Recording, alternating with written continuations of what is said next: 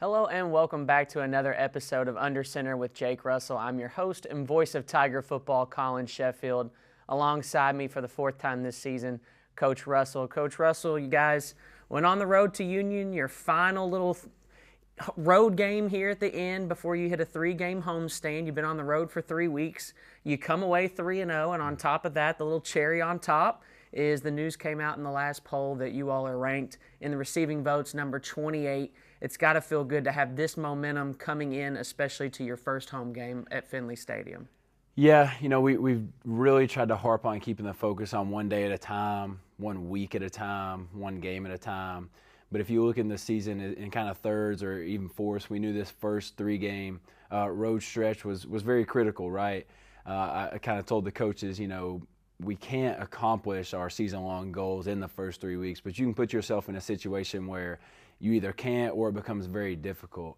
I can kind of relate to that. My second year here, my senior year, we started 0-2.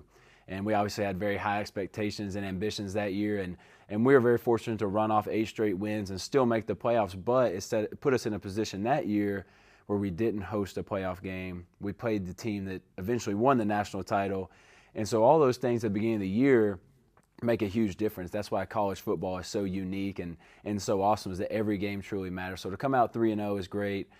To receive the votes, really doesn't mean much in the grand scheme of things, but it's a great kind of confidence booster, and it's very exciting for our young men and starting to do some things that we haven't done in a few years. And so, kudos to our guys to, staying consistent and keeping the focus on day by day. And, now we're going to get into a really good stretch of games, home games, as you mentioned, 3 in a row, but some competition, going up as well. A lot of things going back to Hunter Brown's days. First time in the rankings since 2018. First time 3-0 since 2017. And the Tigers won that game against Union 48-12. We'll take a look at some of the bigger players in this one. Jagger Gillis threw for just over 200 yards. He had 4 touchdowns on the day as well as a pick. He was 19-29. Luke Shepperson, 5 catches, 85 yards, 2 touchdowns. And Cale Hagan getting things done on the defensive side, 4 tackles and a sack. And I would certainly be remiss if I talk about the defense and leave out the big man pick 6. It's not so often that you get to see it anymore. And a 19-yard pick 6 for Terry Brown certainly got the defense fired up. I joked with Khalil. I said there's no better time that a defense wants to get back out on the field in short break except for after a pick 6.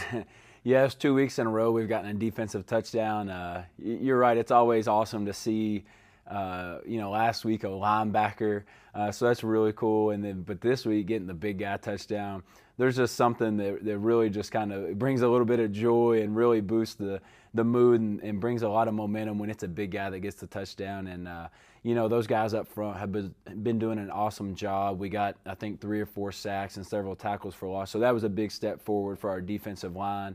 And they've done a really good job stopping the run as well all year. So to kind of get that big man touchdown, it's just like you said, a little bit of a cherry on top for the game. And it was a big play in the game. We were still hunting for some momentum. Didn't feel like we were struggling, but it was just kind of a unique game. And Union's always really good at that, of kind of making it a dogfight, making it a struggle. So we needed that one. And like you said, it gets the defense energized to go back out. There's nothing better as an offensive coordinator and offensive than getting points when you don't have to go out there and run a play. So that was big in the game. Defense overall played really well. Outside of just a couple of plays where they were able to score, our defense pretty much shut them down the entire game. Let's talk about the offense for a second. They had a great first drive, really established the run early and the passing game going great. You put up points on that first drive, and then it kind of seemed like Weber again, where there's kind of a little bit of a lull. It just seems like the guys seem a step out of sync or so. But then you get into that 2-minute drill once again, and you just rattle off plays and get a score before the half. Yeah, it's kind of interesting this year because there's no big schematical errors. We're being very solid in our assignment. It's just little things, and even I watched it with the quarterbacks yesterday, and one of the guys made the comment. He said, "Man, watching this, it felt a little worse on the field than it is on the film." And there's really just a handful of plays. There's a few penalties that if we can get those things corrected, we go from probably playing, a C+, B-, which I feel is about where we've been at so far as an offense, to getting up in that B+, A- range, which I think as talented as we are, as solid as our scheme has been and as bought in as our guys are, that's going to take us up there near the top of the nation. It's kind of crazy. You look at the stats after the game of all 3 of our games, and on paper it's like, man, that was a great offensive performance. But as coaches, we still feel like there's so much left out there. But I was also telling the staff that eventually you have to do it and can't just sit there and say all year, well, man, we could be, should be this, and that's what we're really focusing on this week. So when you get up there, we talk about, we start scoring a lot of points, you start spreading the game out, and you're starting to be able to put in those second stringers, third string guys that don't see the field as much. We got to see Justice Law come in. He throws 9 of 11 for 90 yards, throws his first career touchdown pass to Jarrett Finn for his first career touchdown receiving. What's that like for those guys, being able to get out there and maybe build that little bit of confidence in them? Yeah, really, really awesome for those guys. I think it's a huge testament to our staff, the recruiting that they've done, but also the player development that they've done. You see a guy like Jay Finn, who last year was getting spotty reps and was doing good things, but was also, making some of the first-year mistakes. Last year was really the first time he was on the field in his college football career, and now this year going in and pretty much don't miss a beat. Him getting rewarded with a touchdown catch is awesome. And just kind of gives these guys hope that when they see guys like him, or whether it's Justice, or there's so many great examples. We had Chris Thomas make a big 4th down catch. Caden Thiemann had a big touchdown catch last week to kind of seal the game. And it gives those guys, and even the younger guys right now who are, in that red shirt circuit where they're lifting extra day a week, they're doing the Futures Bowl, to look at guys like that and say, man, I see the vision. I see that if I keep pushing forward, I'll be there, later in the season or next year or 2 years down the road. And it's really cool that we're able to put those guys in and we're not really missing a beat. A lot of times in college football, especially at the NAIA level, when you get to the second and third string guys, there's this big drop off. And I think that's a huge testament, again, to our players buying in since last January to weights and, practice and meetings and all the small things that happen between the Saturdays and the games to really, show that they can go in there and play at a high level, because that's college football. And the reality is injuries, crazy things happen, helmet pops off during the middle of the game. Somebody's got to run in a crucial moment and make the play. And we've been very excited and very encouraged by, those guys that aren't necessarily starters and playing every play, continuing to, push forward and get better. I know being that deep, too, has certainly helped on the defensive side of the ball as well. We're going to go ahead and step away and take a quick break, and when we come back, we'll sit down with Coach Dominique Lewis here on Under Center with Jake Russell.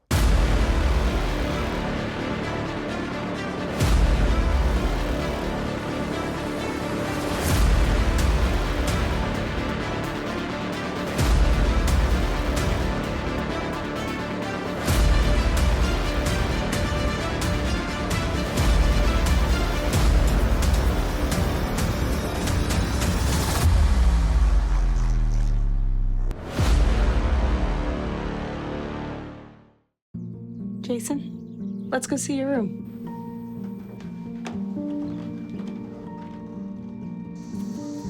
No, that's not right. How was it? Is it good?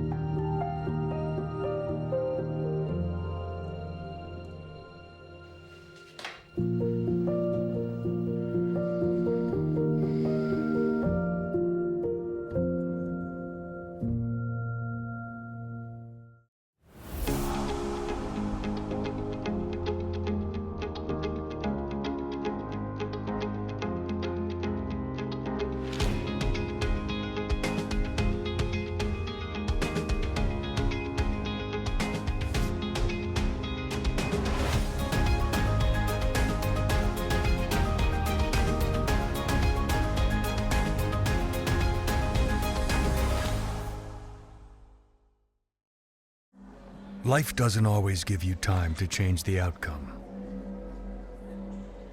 Prediabetes does. 1 in 3 adults has prediabetes, but with early diagnosis, prediabetes can be reversed. And you can change the outcome. Take the 1-minute prediabetes risk test today. Go to doihaveprediabetes.org. Welcome back to Under Center with Jake Russell. I'm your host, Collin Sheffield. Alongside me now, the Director of Football Operations, Coach Dominique Lewis. Coach Lewis, we cross paths so much throughout the week, and when you're not having to deal with my texts asking football-related questions, can you get me this, can you get me that, as I try to prep for the week, what's it like when you prep for a week? You know, you have so much that you have to do. Obviously, it's a lot easier when you're at home, but things like maybe for Weber, and you had to plan that whole trip. Take us through some of the challenges of that. So Weber was a fun trip to plan. So we actually started planning that in April. We ordered the hotels, got a lot of the food kind of situations kind of ordered and everything else. And again, a lot of it was already planned in the beginning. So getting there was just one of those things where you just depend on other people to make sure they do their job, and they all did a great job. Olive Garden, shout out to Olive Garden and Fred's Market and stuff. So they did a really good job with all the hotels were really amazing and everything. Support staff did a really good job there. But yeah, a lot of that week was just calling people, making sure things were together, make sure we had enough Gatorades, enough bars. There's a lot of feeding on the road, stopping, starting. A lot of kids wanted to go see Buc-ee's on the way. Yeah. So it was definitely a fun trip. It was hot down there, but man, it was worth it to get the W down there. Well, hopefully it wasn't. Hopefully Olive Garden didn't have to give up too much on all-you-can-eat pasta night when that football team comes rolling into town. But yeah, I had joked with Coach Russell and said I'm going to have to sit down with Coach Dom and make sure you all get stopped at a Buc-ee's. And did you stop at Buc-ee's? So we drive a manager van. The buses actually didn't get to stop at Buc-ee's and everything else, kind of late at night. So they just kept trucking along. So the managers got to go to Buc-ee's. So we stopped a little bit at Buc-ee's at the gas station, got some gas. They went in, saw a couple things. So it was fun for them. Okay. Well, so what's a regular week look like for you now that you're kind of settling in and you get a home game? What's this week of preparation for you look like? What are those responsibilities? So a lot of this week will be a lot of just going over stuff, making sure everything's kind of in plan, kind of everyone's in position. A lot of it is getting my managers together, making sure they know where to be on game day, where to stand, et cetera, and then helping out with Coach Van, who's one of our new coaches, and he does a great job with our recruits and everything else. So I help him kind of facilitate, try to give our recruits the best game day experience they can get and everything. So it's a lot of that, and then a lot of, hey, making sure that I'm in touch with the away coaches and everything, make sure they know where to go, where to be. Now this year, a lot more stuff that we kind of handle, so it's a lot more communication going through. So my phone's always blowing up, trying to make sure things are together. Out of reference, how many recruits do we think we have here coming, at least scheduled to come here for this first home game? So for this week, I would say about 20 to 50, because kind of a lot of kids kind of decide if they want to come or not Thursday or Friday. Right now, we have about 25 kids signed up. But again, like I said, usually a lot of kids make that decision Thursday or Friday saying, hey, I'll be there Saturday, or they'll come on Saturday. So usually you kind of get around that 20, 30, and then at most kind of 50. So now they're throwing you more curveballs, more stuff to work on. Just add more to the title, why don't you? So now you have iPads. iPads have now been approved for your coaches to be on the sidelines, and they get to see that same film. So take us through, I guess, maybe some new responsibilities on that end. So that's kind of a lot of conversation with definitely with the first 3 games going on the road, calling U Pike, Weber, and Union. Getting there early during the game so we can set up iPads. So the iPads are for the coaches to kind of see when a play ends, they can go back and see a play that just happened. And so my job is to make sure that we're all in the same system, that the iPads are working, that, again, we all kind of have the same communication, that each coach has their iPad. And then I make sure when my managers stay with them. So again, because you know how coaches are, they have many things going through their heads. So they'll have the iPad and they'll place it just somewhere randomly. So we have a lot of managers that run around, make sure we have all the iPads together, and then definitely during home games now, we have to make sure that, like when Bluefield comes this week, we have to make sure that their iPads are all set up and everything else. So about 2 hours before the game, I'll get with their person who does their iPads, and we'll get them all set up on the system, make sure that they're all good with everything they need and everything. So you get to go back to Union last week. You're from Union, or you at least went to college at Union. So what was it like going back home and maybe seeing a few familiar faces? It was amazing, man. I played track and did soccer there and everything else. So it was a little bit different because I wasn't part of the football team, so I didn't get the full nostalgia of it. But coming back there, seeing everyone I knew and everyone saying, hey, Dom, and everything, it was a great feeling just to be back home. It was great to come out with a win. It was great to just be around everything again like that. And I'm going to say it was amazing, but I was ready to get back to Campbellsville, man. I was ready to get back home over here be here with my family and such. So it was a great trip, but I was ready to get back home to Campbellsville. So what have you liked here now, year two? What has been some of your favorite things about Campbellsville? You've kind of settled in now. You know, you come in and then you have a football season. You're trying to get used to everything. Now you've kind of settled in. You've had a full regular off season. What's it been like this past year for you here? It's been amazing. So last year I came kind of right before the beginning of the season, so it was a lot of like, I don't know really where this is, and everything. I was kind of trying to figure stuff out on the fly. This year's been a lot more of like, man, I know everybody, I know everything. I'm running around campus 24/7, so I'm always around. So it was very good coming in this season that I knew everything, knew where everything was very comfortable this year and like in everything I had to do. It's been like community is amazing and everything else. Anytime we asked for the bowling alley, the movies, anything, everyone's always trying to help. One really cool thing we did this year is every player got a Bible. And so when we let the people know in the community, hey, we want to do this for our players, everyone was on board. We got so much support, so much love from the community to do stuff like that. And it's just like, man, like this community really comes together for this football program and everything, which makes my job easier. When I go in the community and ask, hey, can the football team use this space, or whatever, everyone's like, yeah, of course, and everything else. So it's really amazing how much everyone comes together to help support this university. And you see it on social media a lot too. You know, you get to see, I think I saw a church putting together care packages for the whole football team. You know, me and my wife went to the movies, and at the same time you all were renting out a whole theater. I asked, is our movie going to be on you guys tonight or what? But no, it's great to see how the community embraces this team for sure, and the community embracing your family as well. I know your beautiful family's growing too, so congratulations on that. Thank you. Certainly exciting. No better place, I think, to raise a child than here. What's the coaching staff also? You know, what's that like as you have a family, you're raising it, you're busy football season. Maybe take us through how different and how nice it is to maybe be able to work with a coaching staff that's so willing and able to help. Oh, no, 100%. All of our coaches are super family oriented and everything else, and that's one thing Coach Rush really pushes with our coaching staff is, hey, make sure God comes first, your family comes second, and football comes third. And so he's really big with that. And so we do daily devotions as a coaching staff. He takes time to tell us, hey, go spend time with your wife, go spend time with your kids. He invites kids to come to work and everything else. You'll see his kids running on the football field during practice and everything else. He just invites that kind of atmosphere, in which we love. Because like I said, I have one son, I have another son on the way in about 3 weeks.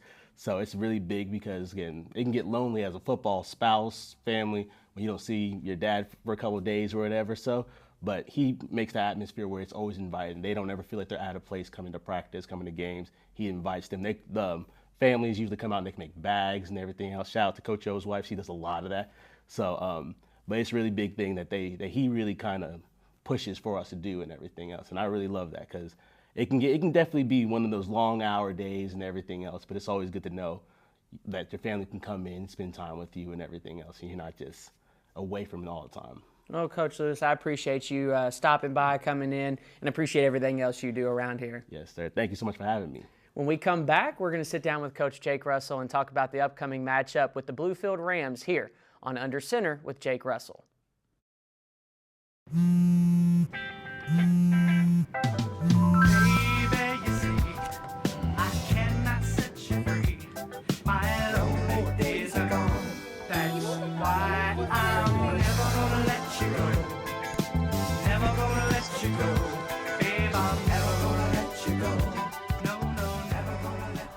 Here you go.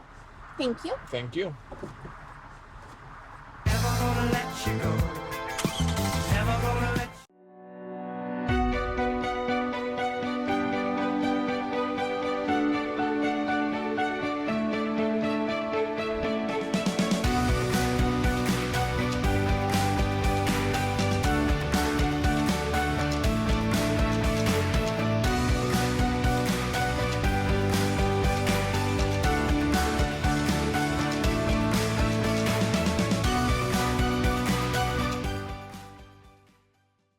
When I never graduated from high school, I realized I wanted to go back to school because I didn't want to work these back-breaking jobs the rest of my life. With the help of my father and having my son, that was all the motivation that I needed to come back to school. I felt accomplished, made me feel that I could take on whatever challenges life throws at you. Find free adult education classes near you at finishyourdiploma.org. Welcome back to Under Center with Jake Russell. I'm your host, Collin Sheffield. Alongside me for the final segment here, head coach Jake Russell. Coach Russell, you have the Rams up on the schedule. It's your first game at home. Let's talk about what the atmosphere is like at Finley Stadium. You get to come back home after being 3 weeks on the road. You get a full week now. I know we talked about it was a little bit normal last week, kind of getting back on schedule a little bit, but still a little thrown off.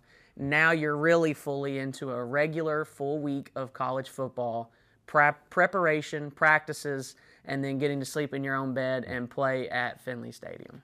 Yeah, well, one, game day atmosphere here is just awesome. I love it for our players that they get to experience a home atmosphere like that. I always loved as a player and still do a little bit as a coach, those away trips, getting to see the different places, getting to see the different environments. But one thing that always makes a really real reality is that our home games, our home atmosphere, everything from top to bottom, the band, the cheer team, the dance team, the home crowd, the SID team, the just game operations of it all, the alumni that come back, the recruiting, all that stuff, man, just makes it feel like college football. It feels like it's an important thing. And I love that more than anything, like I said, for our players. I feel like it gives them energy. It kind of gives them, that's encouragement and support. And a lot of people don't even realize just coming to the games and cheering, it's helping those young men out. And I also think it's an advantage. It's a tough place to come in and play. You feel the momentum when we make big plays. You feel the encouragement when we're kind of struggling. And we're looking forward to it. I know our guys are. I know it's been a unique thing to start 3 weeks on the road and some really long trips. And like you said, we got back last Saturday and there was still a little bit of daylight, and it was like, man, what do we do with all of our time? So it was really the first Sunday where we've had a full Sunday to, review the film, the first Monday where it's just kind of on schedule. And so, this is where the development and the coaching and the scouting and all these things really enhance, and they have to. This is the point of the year where now teams are getting into their rhythm and figured out who they are, and this is the crucial part in the year. So we're really excited to be at home for 3 weeks in a row, but most importantly for the first home game, and we hope a lot of people will come out and have a lot of energy. Let's get into the nitty-gritty for a second. The thing that probably nobody wants to talk about or hear about, but there have been a lot of penalties the last 2 weeks. This past week was 15 penalties for over 140 yards. It's certainly tough, and I know there's been a lot of different things, illegal formations thrown in there, and they're putting different focuses on different things now, and so you're having to adjust to that. What is the team doing moving forward to try to at least eliminate some of that? Yeah, almost all those penalties come from really small things that you work on day one in camp and you really put a huge emphasis on. And as the season goes, a lot of times that routine and that teaching for the players and even the staff sometimes you can almost take it for granted. So when you're doing a pre-practice drill about where to place your hands when you're blocking somebody, how to attack somebody when you're making a tackle, the rhythm of the offense so you don't get offsides penalties, the mechanics of the offense so a guy's not downfield or there's not enough guys on the line of scrimmage. All those small things that can get kind of lost in the shuffle of a practice and the fast pace of a practice. That's a big focus we've talked about as a staff in our staff meetings this week is we need to go back to the basic fundamentals of playing offense, playing defense, and special teams. And, that's going to be our big focus this week. I'm looking forward, to seeing if our guys can buy into that fully. And like you said, that's something that will get us, from that C+, B- range to a solid B or B+, just eliminating penalties, right? It makes it a lot tougher to play defense, when it's 2nd and 2 instead of 2nd and 10 because it's a penalty, or you gave them a third down, conversion because you committed a penalty. And also on the offensive side, I always joke with our guys, I'm not a great play caller in 1st and 20 or 3rd and 18. There's not much really I can do for us at that point. But yeah, that's going to be huge as the season goes on. Any successful team is a team that is playing clean and disciplined football. And I think the encouraging thing is it hasn't been a lot of undisciplined penalties. It's not personal fouls. It's not reckless stuff. It's just really small things that are a part of the game, but that we've got to find a way to eliminate, like you said. So you take on the Rams. They're 1-2 this season. Their one win came against Thomas University down in Georgia. They've been on a 2-game slide. What do you expect out of this team? You got to see them a little bit against a familiar opponent in Lindsey Wilson. They lost that game 44-20. You said it was a little closer probably than that final score said that it was. So what are you expecting out of this Rams team? Well, they're going to be very explosive on offense. They've been top or near the nation in passing offense the last probably handful of years. They've got a senior quarterback who's very talented, very confident in running that offense, and always have some really talented and really explosive receivers. So it's going to be a great challenge for our secondary to go against that, and also a great challenge for our defensive front to pressure the quarterback and to keep him contained. He's a guy that can push the ball down the field really well, but also make some plays with his feet. And, getting off the field on third down will be huge this week on defense. But they're always just a really tough team to play. It's always, again, a little bit like Union, where every time I've played against them as a coach and even as a player, it's kind of just a grinded out, kind of a dogfight type of game. So I think starting early, but like you've mentioned, we started pretty well on both sides of the ball, and then we've hit this lull in the late first quarter, early second quarter. And I think that's a really important part of the game where we're going to put a lot of focus on this week, is how can we get the second and third drives on both sides to be very successful. But this is going to be a great challenge.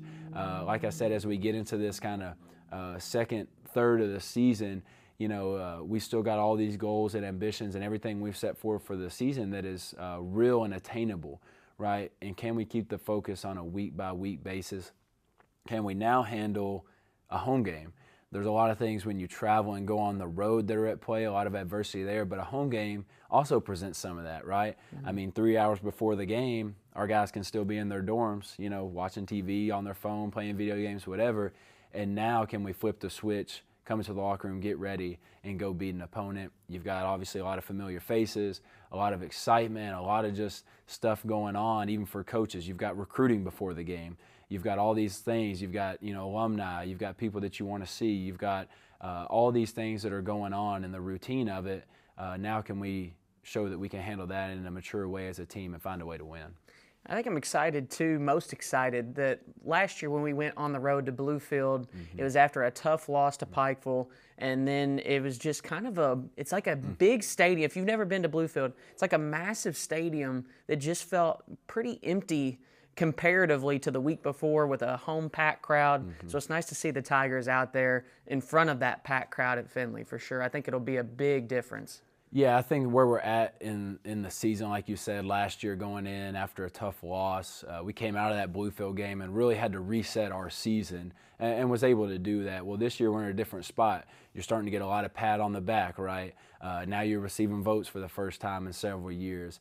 All these things, while great and while love to see it for our guys, and it's kind of shows the guys, look what you can accomplish, right? It can also become a little bit detrimental. Oh, hey, we're good. Hey, we're going up against a 1-2 team, and we're receiving votes, and we're 3-0. That doesn't mean anything on Saturday. Bluefield is going to have a great plan. They're going to be comfortable with the travel because they just traveled here to play Lindsey, so it's just like another week for them. And they're a very dangerous team, and they're going to be a well-coached team. So I'm also excited to see how our team's going to respond, and also really excited to see our fan base and our support system show up for us. Well, thank you, Coach, and best of luck this weekend. Yeah, I appreciate it. The Tigers are at home this time for the very first time of the 2024 season. September 21st kickoff is set for 1:30. You can find myself and Khalil Baker on the call, as usual, on 88.7 The Tiger, as well as on the TuneIn app. And you can also find us streaming on our Campbellsville Tigers YouTube channel. Be sure to tune in next week to Under Center with Jake Russell.